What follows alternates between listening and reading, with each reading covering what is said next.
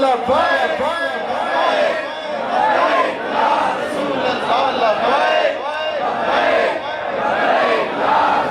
نعرہ حیدری فتح محمد علی صاحب صدق اللہ العظیم وصدق رسولہ النبی الامین ان اللہ وملائکتہ یصلون علی النبی یا ایہا الذین آمنوا صلوا علیہ وسلموا تسلیما اللہم صل علی محمد وعلی آل محمد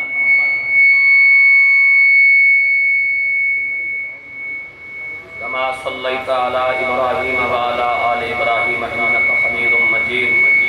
اللهم بارك على محمد وعلى آل محمد كما باركت على إبراهيم وعلى آل إبراهيم إنك حميد مجيد بآواز بلند پڑھے الصلاة والسلام عليك يا رسول الله وعلى آلك وأصحابك يا حبيب الله الصلاة والسلام عليك يا سيدي يا جد الحسن والحسين وعلى آلك وأصحابك يا سيدي يا خاتم النبيين بعد حمد و صلاة جلیل المرتبہ قابل عزت قابل قدر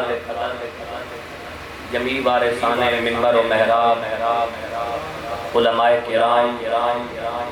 سادات نظام اور قابل عزت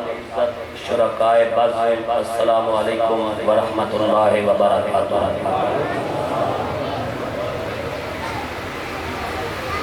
آج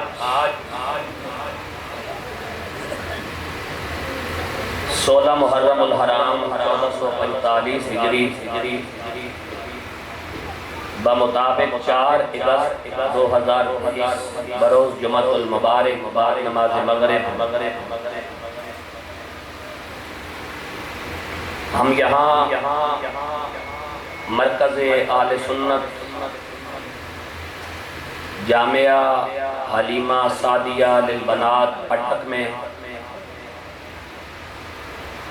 شہزادہ گلبو قبا راکب دوش مصطفیٰ پروردہ آغوش مصطفیٰ و مرتضیٰ جگر گوشہ سیدہ زہرا امام غیرت و حمیت امام حریت و انقلاب امام استقامت و کرامت سیدی و حبیبی و محبوبی و مطلوبی و مقصودی امام علی مقام امام حسین رضی اللہ تعالی عنہ کی بارگاہ میں اپنی محبتوں کا خراج پیش کرنے کی غرض و غایت سے جمع ہے علماء کرام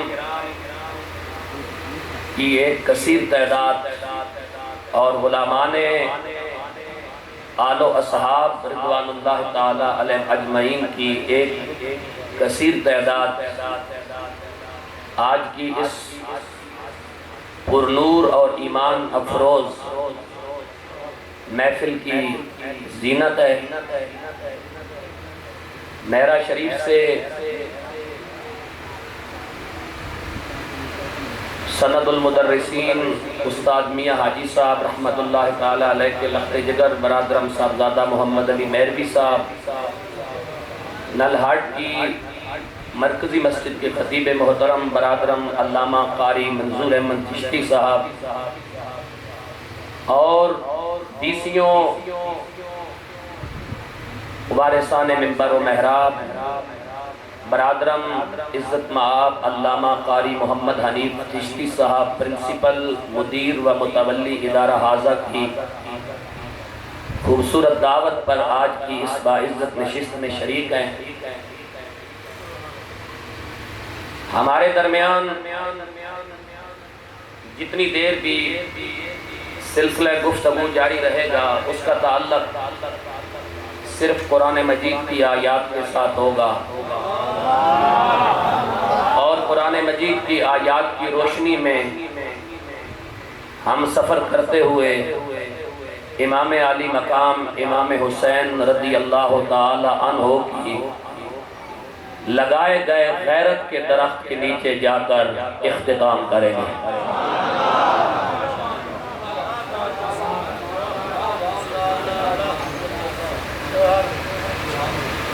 اقبال نے کہا تھا مٹتے ہوئے اسلام کا پھر نام جلی ہو، مٹتے ہوئے اسلام کا پھر نام جلی ہو، لازم ہے کہ ہر فرد حسین ابن علی ہو۔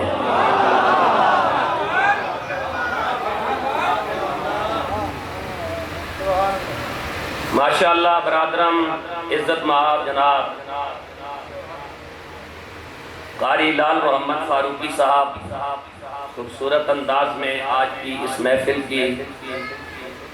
بناوٹ اور سجاوٹ میں اپنا خوبصورت کردار ادا فرما رہے ہیں۔ جس اولوالعزم اور قد آور بارگاہ میں ہم اپنی محبتوں کا خراج پیش کرنے کی غرض و غایت سے جمع ہیں، قابل فہم اور قابل غور بات یہ ہے کہ اس جلیل المرتبت اور قد آور شخصیت نے جو اللہ رب العالمین کی 14 طبق کی کائنات میں سب سے بڑی گدی کا گدی نشین ہے،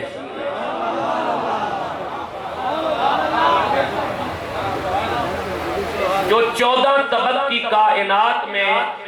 سب سے بڑے آستانے کا سجادہ نشین اور مصلی نشین ہے، اور ایک آستانے کا سجادہ نشین نہیں، بیک وقت دو بڑے آستانوں کا سجادہ نشین ہے، ایک مدینہ منورہ کے اندر اور ایک نجف اشرف کے اندر۔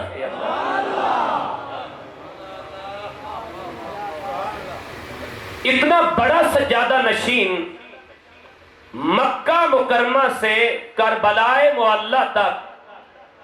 1731 کلومیٹر سفر طے کر کے جاتا ہے۔ کی وصال کے ٹوٹل 50 سال بعد ایک ایسا شخص مسند اقتدار پر متمکن ہوتا ہے جس نے اسلام کی حدوں کو پامال کیا، ملکی خزانے کو لوٹا، ناموس قرآن پر ڈاکہ مارا، اللہ کے حلال کو حرام اور اللہ کے حرام کو حلال قرار دینے کی ناپاک جسارت کی، تو امام علی مقام ان لفظوں کے ساتھ اس کے خلاف کھڑے ہو گئے کہ انا حق من غیرہ، جب اللہ کی حدود معطل ہو رہی ہوں تو پھر سب سے زیادہ خدا کی حدوں کے لیے غیرت کھانے والا حسین ابن علی ہے۔ جب امام علی مقام امام حسین رضی اللہ تعالیٰ عنہ وہ مقام ذو خصم پر پہنچے تو حر ابن یزید ریاحی نے 1000 فوج کے ساتھ امام علی مقام امام حسین کا گھیراؤ کیا کہ آپ یہاں سے آگے نہیں جا سکتے۔ اس مقام پر میرے اور آپ کے امام غیرت و حمیت، امام حریت و انقلاب، امام استقامت و کرامت نے اپنے نانا جان کی حدیث سے حر کے سامنے جو خطبہ پیش کیا وہ حدیث میں آپ کے سامنے رکھ رہا ہوں۔ اپنے مزاج کے مطابق نہیں فرمایا بلکہ اسلام کے دیے ہوئے مزاج کے مطابق فرمایا، اپنا مزاج قربان کر کے اسلام کے مزاج کو قبول کرنا حسینیت ہے۔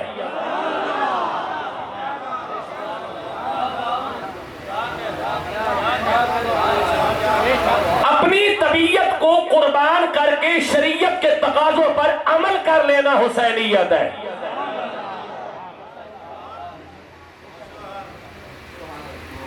ابن حیدر نے،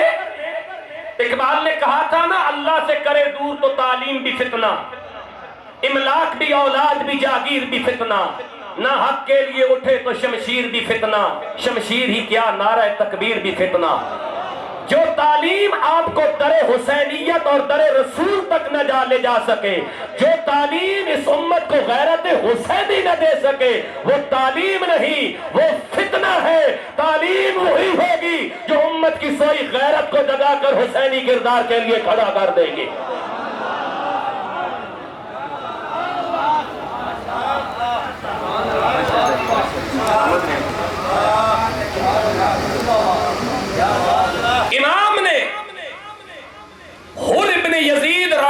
سامنے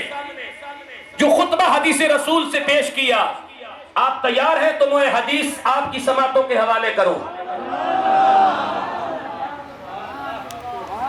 آپ نے فرمایا من رعا سلطانا جائرا مستحلا لحرم اللہ تعالی ناقصا لعہد اللہ مخالفا لسنت رسول اللہ يعمل في عباد الله بالاسم والعدوان فلم يغير عليه بفعل ولا قول كان حقا على الله ان يدخله مدخله او كما قال من رأى سلطانا جائرا مستحلا لحرم اللہ تعالی، فرمایا جب کوئی بندہ ایسا حاکم دیکھے جو حاکم اللہ کی حلال کردہ چیزوں کو حرام قرار دیتا ہو اور اللہ کے حرام کردہ چیزوں کو حلال قرار دیتا ہو، ناقصا لعہد اللہ، جب وہ اللہ کے وعدوں کو توڑتا ہو، مخالفا لسنت رسول اللہ، جب وہ سنت رسول کی مخالفت کرتا ہو، یعمل فی عباد اللہ بالاسم والعدوان، وہ اللہ کے بندوں پر ظلم اور سرکشی کرتا ہو، فلم یغیر علیہ بفعل ولا قول کان حقا علی اللہ ان یدخلہ مدخلہ، جب حاکم کے ایسے حالات پیدا ہو جائیں اور بندہ ایسے حاکم پر غیرت نہ کھائے تو کان حقا علی اللہ ان یدخلہ مدخلہ، امام حسین نے فرمایا، میرے نانا کریم نے فرمایا، پھر اللہ کو حق حاصل ہے کہ اس حکمران کے ساتھ غیرت نہ کھانے والے کو بھی جہنم میں ڈالے۔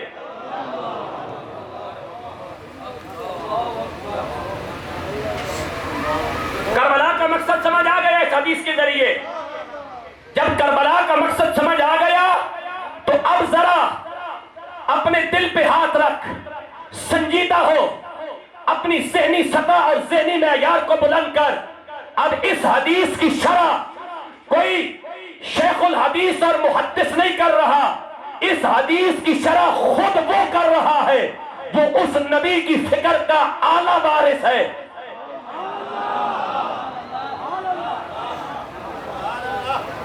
اس حدیث کی شرح مقام ذو خصم پر جو حسین ابن علی نے بیان کی، اٹک والوں سے ذرا ذہنوں میں جگہ دیجئے۔ آپ نے فرمایا، میں نے اپنے نانا کی حدیث پیش کی، حر سن قد لزموا طاعت الشیطان وترکوا طاعت الرحمن، اظہر الفساد وعطلوا الحدود واستعصروا بالفی وحلوا حرام اللہ وحرموا حلالہ وانا حق من غیر، قد لزموا طاعت الشیطان، یزید جیسے حکمران نے شیطان کی اطاعت شروع کر دی، ترکوا طاعت الرحمن، ان حکمرانوں نے رحمان کی اطاعت کو چھوڑ دیا، اظہر الفساد، انہوں نے زمین کو فساد سے بھر دیا، عطل الحدود، انہوں نے اللہ کی حدوں کو معطل کر لیا، واستعصروا بالفی، انہوں نے قومی خزانے کو لوٹ لیا۔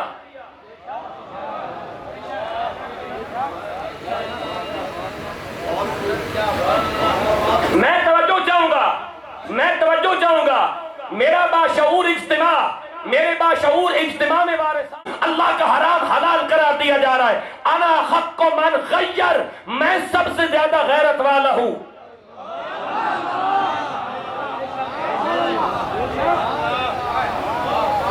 حج کرے حسینیت نہ آئے اندر، نماز پڑھے اندر حسینیت نہ ہو، روزہ رکھے اندر حسینیت نہ ہو، قرآن کی تلاوت کرے اندر حسینیت نہ ہو، تسبیح پڑھے اندر حسینیت نہ ہو۔